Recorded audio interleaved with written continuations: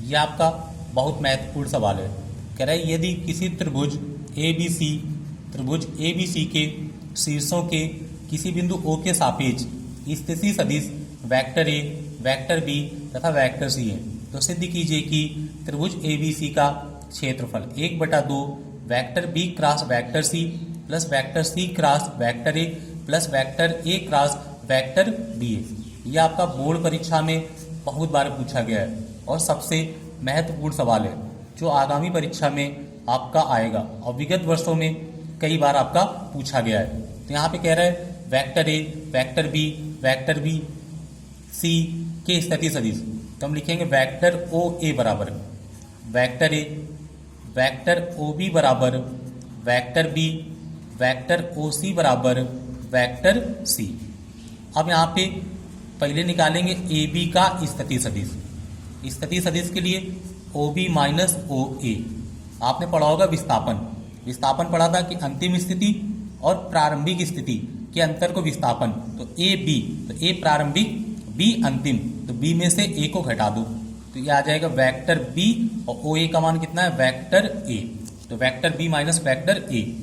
अब निकालेंगे वेक्टर ए सी का स्थिति सदिश, तो लिखेंगे ओ सी minus O A, O C minus O A, तो vector C minus vector A, vector C minus vector A. अब लिख देंगे त्रिभुज का क्षेत्रफल, हमें क्या ज्ञात करना है त्रिभुज का क्षेत्रफल 1/2 A B cross A C, A B cross A C, A B cross कितना लिखेंगे ए C, A B cross A सी। त्रिभुज का क्षेत्रफल 1/2 vector A cross vector B, तो यहाँ से लिखेंगे 1/2 वेक्टर ए क्रॉस बी का मान कितना निकला था ओ बी माइनस ओ ए, ओ बी माइनस ओ ए क्रॉस वेक्टर ओ सी, यानी कि जो वेक्टर ए सी है, ए सी का मान कितना निकला था vector C minus vector A. अब इन दोनों का गुणा करा दो आप, तो देखो वेक्टर बी का सी में, तो पहले लिखेंगे vector B cross vector C minus vector A आएगा minus vector A cross vector C minus vector A, यानी कि जो वेक्टर बी लिखा है बी का सी माइनस ए में गुणा और ए का सी माइनस ए में गुणा, तो 1/2 देखो बी का सी में गुणा कराएंगे तो vector B cross vector C minus vector B cross vector A आएगा माइनस ए का गुणा कराएंगे तो vector A cross vector C minus minus plus vector A cross vector A. आप जानते हो कि आई क्रॉस आई में आई क्रॉस आई का मान कितना होता है 0, तो vector A cross vector A का मान कितना होगा 0, इसका मान कितना होगा 0, तो आपका आ जाएगा 1/2 vector B cross vector C, और देखो ये डायरेक्शन क्या होगी चेंज, तो बी क्रॉस ए लिखा है तो माइनस का प्लस ए आगे आ जाएगा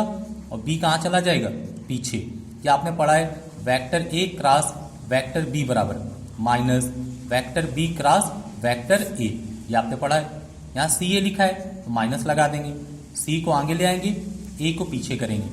ये जो डायरेक्शन चेंज होती है तो साइन जो होगा वो चेंज होगा, ए क्रॉस ए है इसकी वैल्यू कितनी आएगी 0, तो ये आ जाएगा 1/2 vector B cross vector C vector A cross vector B plus vector C cross vector A, ये आपका रूट हो गया। और ये आपका बोर्ड परीक्षा में कई बार पूछा गया है। कह रहे त्रिभुज ए बी सी जिसके शीर्ष, इससे पहले वीडियो में पढ़ा था वहां पे त्रिभुज की भुजाएं थी आपकी, यहाँ पे क्या है शीर्ष, तो शीर्ष को हम क्या लिखेंगे वेक्टर ओ ए बराबर वेक्टर ओ ए बराबर 1 1 2 लिखा है, हम लिखेंगे आई कैफ प्लस जे कैफ प्लस 2 के कैफ, यानी कि आई कैफ प्लस जे कैफ प्लस 2 के कैफ। इसे लिखेंगे वेक्टर बी बराबर 2 आई कैफ माइनस है तो माइनस जे कैफ प्लस 1 है तो के कैफ। तीसरा लिखेंगे वेक्टर ओ सी बराबर 3 आई कैफ प्लस 2 जे कैफ प्लस के कैफ। अब यहाँ पे ए बी और ए सी का स्थिति सदिश निकालेंगे, यानी कि पोजीशन वेक्टर,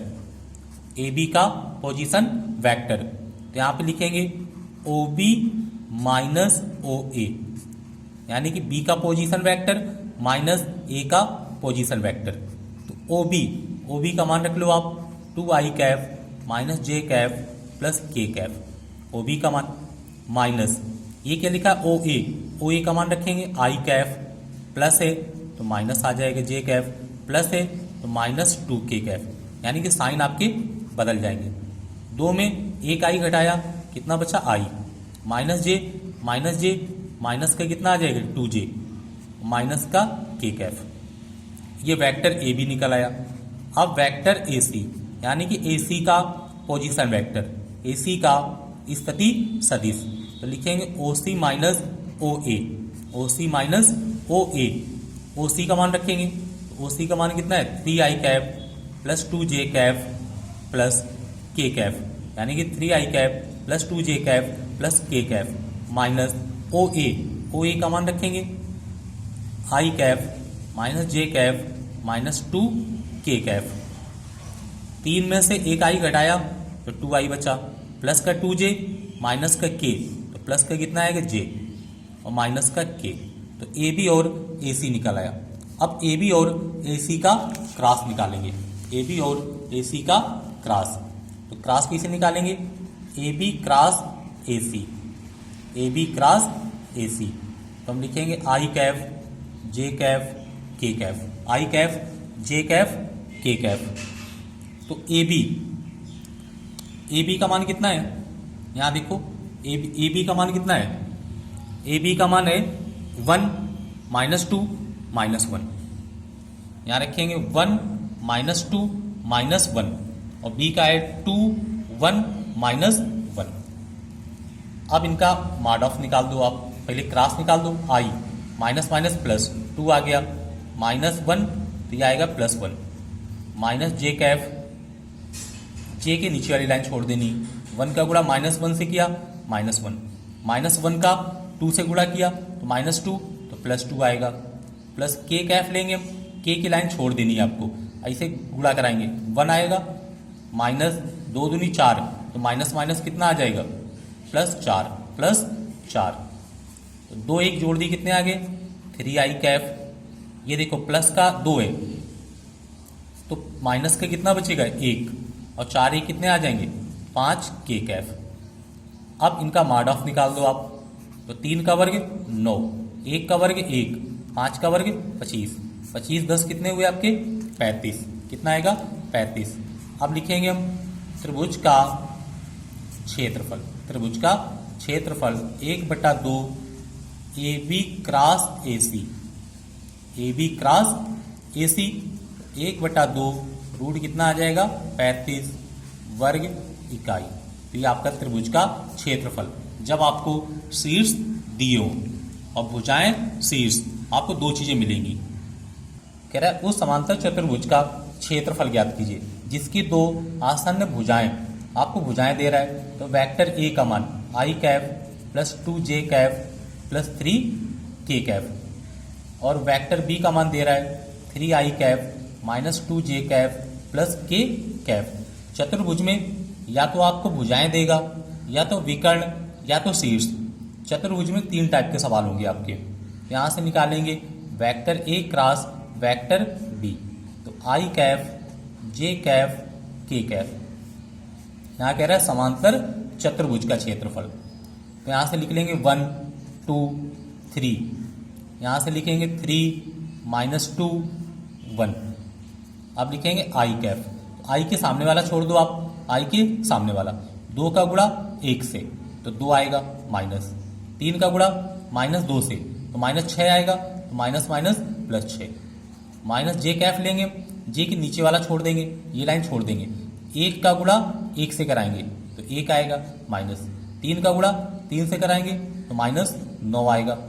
प्लस के कैफ, पहले प्लस माइनस प्लस और पोस्ट के अंदर माइनस, के वाला छोड़ देंगे, 1 का गुणा माइनस 2 से कितना आएगा माइनस 2, 2 का 3 से तो माइनस 6, तो 6 और 2 कितने हुए 8 आई कैफ, ये घटाए माइनस 8 तो माइनस माइनस प्लस 8, ये कितना आ गया माइनस 8 के कैफ। अब इनका मॉड ऑफ निकाल दो, तो 8 का वर्ग 64, 8 का वर्ग 64, 8 का वर्ग 64, जोड़ दो आप 4 4 8 12, 6 6 12 18 1 19 192। और कह रहा है समांतर चतुर्भुज का क्षेत्रफल। तो हम लिखेंगे mod of vector A cross vector B, तो ये आ जाएगा √192। कितना आ जाएगा 192। और 192 को हम कितना बना लेंगे 64 गुणा 3, 64 गुणा 3, 4 3 12, 64 का वर्गमूल कितना निकल आएगा 8, तो 8√3 वर्ग इकाई, 8√3 वर्ग इकाई, 8√3 वर्ग इकाई आ जाएगा। ये आपका बोर्ड परीक्षा में बहुत बार पूछा गया। कह रहा है सिद्ध कीजिए कि उस चतुर्भुज का क्षेत्रफल जिसकी दो आसान भुजाएं आपको दे रहा है। तो एक दे रहा है वेक्टर ए का मान 3i cap plus 4j cap, और वेक्टर बी का मान दे रहा है -5i cap plus 7j cap. तो त्रिभुज का क्षेत्रफल सिद्ध करना है 20 सही 1/2। और ये आपका सबसे महत्वपूर्ण सवाल है आपका, जो कि कई बार बोर्ड परीक्षाओं में पूछा भी गया है। यहाँ देखो करना क्या है, आई का मान कितना है 3, जे का मान 4, के है नहीं तो के की जगह कितना रखेंगे 0, आई का मान -5, जे का मान 7, के है नहीं तो के का मान 0, के का मान कितना रखेंगे 0। आई कैफ, आई के नीचे वाला छोड़ दो, 4 का गुणा 0 से किया 0 0, तो यहाँ कितना आ जाएगा 0 0, माइनस जे कैफ, जे के सामने वाला छोड़ दो, ये कितना आएगा 0 0, यहाँ भी कितना आएगा 0 0, प्लस के कैफ लेंगे, के सामने वाला 7 का 21 माइनस 5 को 20, तो ये कितना आ जाएगा +20। तो ये देखो 0 0, ये आएगा 41 के कैफ, 41 के कैफ। इसका निकाल देंगे vector A cross vector B का परिमाण, तो आ जाएगा 41 का स्क्वायर, और 41 का स्क्वायर कितना आएगा 41। अब लिखेंगे त्रिभुज का क्षेत्रफल, त्रिभुज का क्षेत्रफल, त्रिभुज का क्षेत्रफल कितना होगा 1/2 vector A cross vector B, तो आ जाएगा 1/2, ये कितना आ जाएगा 41, 2 से डिवाइड कराएंगे तो 20 दूनी 40, 20 सही 1/2 वर्ग इकाई, वर्ग इकाई। ये आपका सिद्ध हो गया। और वीडियो को देखने के लिए धन्यवाद।